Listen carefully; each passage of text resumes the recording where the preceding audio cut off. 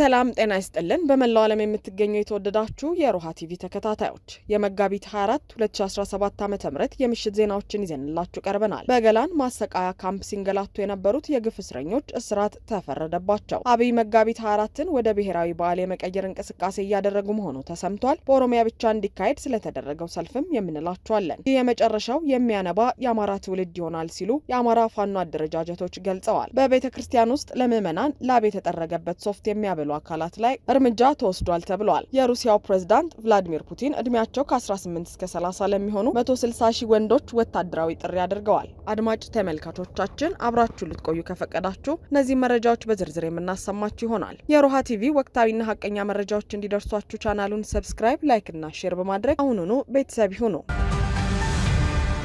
በገላን ማሰቃያ ካምፕ ሲንገላቱ የነበሩ የግፍ እስረኞች እስራት ተፈረደባቸው። ለበርካታ ወራት ገላን በሚገኝ ማሰቃያ ካምፕ ውስጥ ታስረው አሰቃቂ ግፍ የተፈጸመባቸው የአማራ ተወላጆች የእስራት ፍርድ ተፈርዶባቸዋል። እስረኞቹ ያሉበት ሳይታወቅ ለበርካታ ወራት የቆዩ ሲሆን በመጨረሻም አገዛዙ ግፍና መከራ እስከ ጥግ ድረስ ከፈጸመባቸው በኋላ ወደ መደበኛ ማረሚያ ቤቶች አስገብቷቸው ፍርድ ቤት ሲመላለሱ ከርመዋል። ወጣት ኤርሚያስ መኩሪያን ጨምሮ በ13 የግፍ እስረኞች ላይ ከ4 ዓመት ጀምሮ እስከ 6 ዓመት ፖለቲካዊ የእስራት ፍርድ እንደተፈረደ ባቸውም ተነግሯል። እና ኤርሚያስ ታግተው ለወራት ደብዛቸው ከጠፋ በኋላ በመጨረሻም ራሱ አጋቹ መንግስት አሰቃቂ ግፍ ፈጸሙባቸው ሲያበቃ መደበኛ ማረሚያ ቤቶች ልኳቸዋል። የግፍ እስረኞቹ በመደበኛ ማረሚያ ቤቶች ሆነው ጉዳያቸውን ለ2 ዓመታት በፍርድ ቤት ሲከታተሉ ቆይተዋል። የፌዴራል ከፍተኛ ፍርድ ቤት ልደታ ምድብ የሽብር ወንጀል ጉዳዮች ችሎት ትናንት መጋቢት 23 2017 ዓ.ም በዋለው ችሎት ወጣት አለም ሁሉ ጤና፣ ወጣት አንዱዓለም አሻግሬና ፍቃዱ መንግስቴን 5 ዓመት ከ6 ወር እንዲሁም ወጣት ዜናን የ6 ዓመት እስራት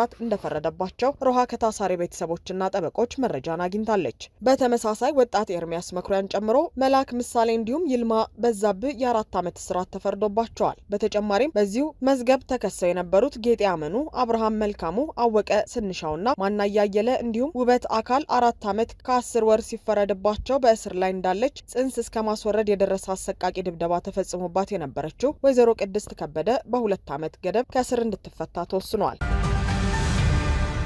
አብይ መጋቢት 24ን ወደ ብሔራዊ በዓል የመቀየር እንቅስቃሴ እያደረጉ መሆኑ ተሰማ። ዛሬ መጋቢት 24 2017 ዓ.ም አብይ አህመድ ወደ ስልጣን የመጡበት 7ኛ ዓመት ሲሆን ይህን አስመልክቶም በኦሮሚያ ክልል የተለያዩ ከተሞች ሰልፍ ተካሂደዋል። ከወላይታ ሶዶና እነ ሽመልስ አብዲሳ የመጠቅለል እቅድ ከያዙበት የቤንሻንጉል ጉሙዝ ክልል ውጪ ሁሉም ሰልፎች የተካሄዱት በኦሮሚያ ክልል ነው። አሰላ፣ የሸገር ከተሞች፣ ጅማ፣ ባሌሮቤ፣ ጉጂ፣ ነቀምትና የመሳሰሉ ከተሞች ደግሞ ይህ ሰልፍ የተካሄደባቸው ናቸው። ይህም የሆነበት ደግሞ እና አብይ አህመድ የኦሮሞ መንግስት ነን የሚሉትን ብሂል ለማጠናከር ነው። ሆኖም ዛሬ መጋቢት 24 የአብይ ጭፍጨፋ፣ ሀገር የማፍረስ ፖሊሲ፣ የማሳደድ አባዜ፣ ማፈናቀልና ጦርነት 7ኛ ዓመቱን ደፍኗል። ይህን ሀገር ከማፍረስና ህዝብን ከማማረር የዘለለ ተግባር ያልተፈጸመበት ዕለት እየተከበረ ነው። በእነዚህ ሰልፍ በተካሄደባቸው አካባቢዎች ህዝቡ በግድ እንዲወጣ የተደረገ ሲሆን አመፅ እንዳይነሳ በሚልም ካቢኔ በጥቃቅንና አነስተኛ የተደራጀ በሴፍቲኔት የታቀፈ የመንግስት አካል ተሳትፎበታል። የዘንድሮ መጋቢት 24 ከሌሎቹ ዓመታት የሚለየው ደግሞ ዕለቱን ብሔራዊ በዓል ለማድረግ የሚያደርገው ጥረት ነው። በዛሬው ዕለት ሁሉም መገናኛ ብዙሃንና የመንግስት ተቋም ትኩረታቸው ሁሉ ዕለቱ ላይ ሆኗል። እንዲሁም የመንግስት ትምህርት ቤቶች ትምህርት እንዲያቆሙ ተገደዋል። በተጨማሪም አብይ ይህን ዕለት የህዳሴ ግድብ የተጀመረበት ጭምር ነው በሚል በአዋጅ ብሔራዊ ቀን ለማድረግ እየሰሩ መሆኑን ምንጮች ገልጸዋል።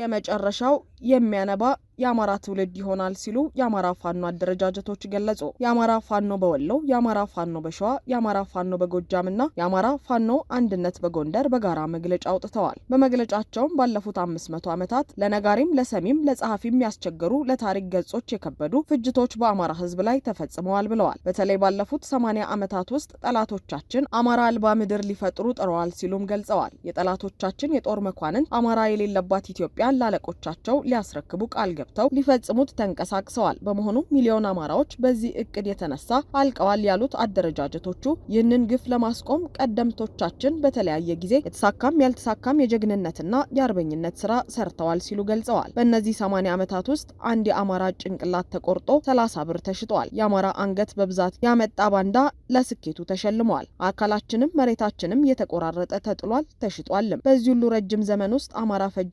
ጥፋቶችና ክፋቶች ምንጫቸው አንድ በመሆኑ የዚህ ተቀጥላ ህዝብ አውዳሚ መንፈስ የወለደው የአብይ አህመድ የጥፋት ዘመን ዛሬ መጋቢት 24 2017 ዓ.ም 7ኛ ዓመቱን አስቆጥረዋል ብለዋል በመግለጫቸው። አማራም ከ500 ዓመት የውድቅትና የውርደት ዘመን በኋላ በዚህኛው ትውልድ ጊዜ ነቅቶ ተደራጅቶ ታጥቆና የመከራ መሻገሪያ ርዮቱን ሰንቆ የተነሳ ሲሆን ከ700 ዓመታት በላይ የከበዱ 7 ዓመታት እያሳለፈ እንደሚገኝ ድርጅቶቹ አሳውቀዋል። አብይ አህመድ የአማራ ህዝብ አንድ አንገት ኖሮት በአንድ ጊዜ በአንድ ቅጽበት በአንድ ሰይፍ ቆርጦ ጥሎት ቢገላገል ደስታውን መሸከም የማይችል የ21ኛው ክፍለ ዘመን ኢትዮጵያዊ ካሊጉላ ነው ያለው ፋኖ በአማራ ህዝብ የሺህ ዓመታት ታሪክ ጉዞ በተለያየ ጊዜ ብቅ እያለ ሲያደማንና ሲያወድመን የኖረ መንፈስ አሁንም በአብይ አህመድ ዘመን አብይን ፈጥሮ በአብይ አህመድ በኩል እየወጋንና እየጨፈጨፈን ይገኛል ሲሉ ገልጸዋል። አደረጃጀቶቹ ጉዳዩ ተራ ፖለቲካዊ ግብግብ አይደለም፣ ህልም ሲሆን የአማራ ህዝብ እየተከላከለ ያለው ጦርነት ጥልቅ የማንነት የታሪክና የእሴት ጦርነት ነው። ከፖለቲካ ትግል አለፍ ያለ ውስብስብ ጦርነት ነው ይላሉ።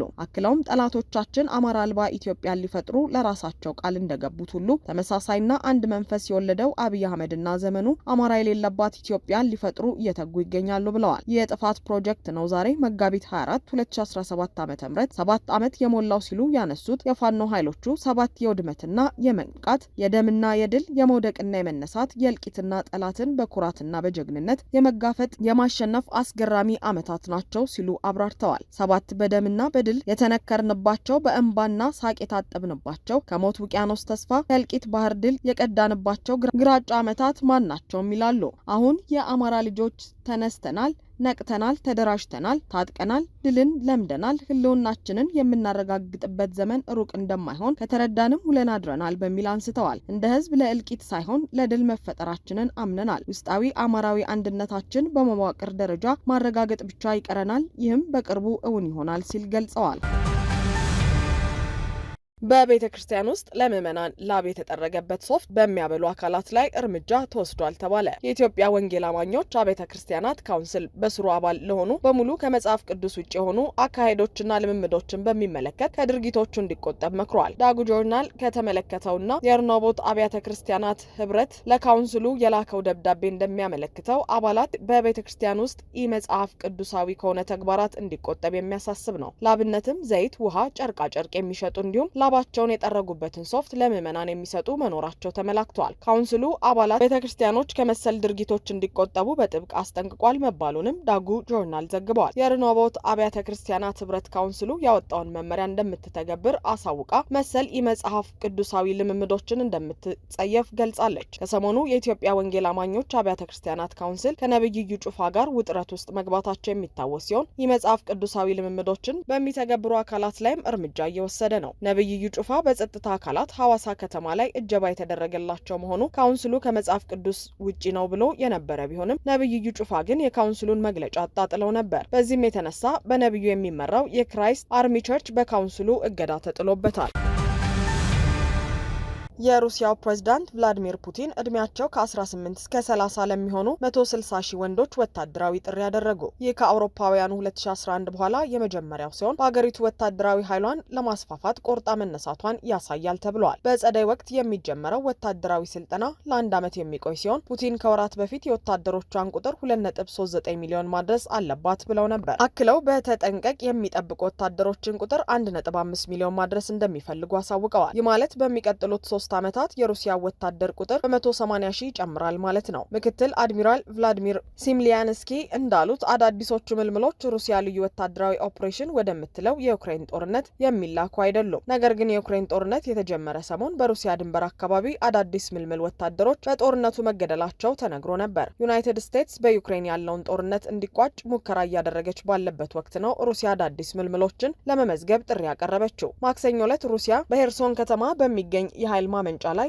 ባደረሰችው ጥቃት 45000 ሰዎች ያለ ኤሌክትሪክ ኃይል እንደቀሩ ዩክሬን ተናግራለች። ምንም እንኳን ሩሲያ ሙሉ በሙሉ የተኩስ አቁም ይደረግ የሚለውን ባትቀበለውም የኃይል ማመንጫዎችን ላለመምታት ተስማምታ ነበር። ሩሲያ ባለፈው ዓመት በተመሳሳይ ወቅት የ150,000 የምልምል ወታደሮች ምዝገባ ማድረጓ ይታወሳል። ከዚህ ቀደም የወታደሮች ምልመላ እድሜ ገደብ 27 የነበረ ቢሆንም ይህ የእድሜ ገደብ 30 እንዲሆን ከተደረገ በኋላ በርካታ ሰዎች ተመዝግበዋል። የምዝገባ ጥሪው የሚካሄደው በፖስታና ጎሶስልኪ በተባለው የመንግስት ድረገጽ አማካኝነት ነው። በርካታ ሩሲያውያን ወታደራዊ ግዴታውን ላለመወጣት አማራጭ የሲቪል ስራ መውሰድ መጀመራቸው እየተነገረ ነው።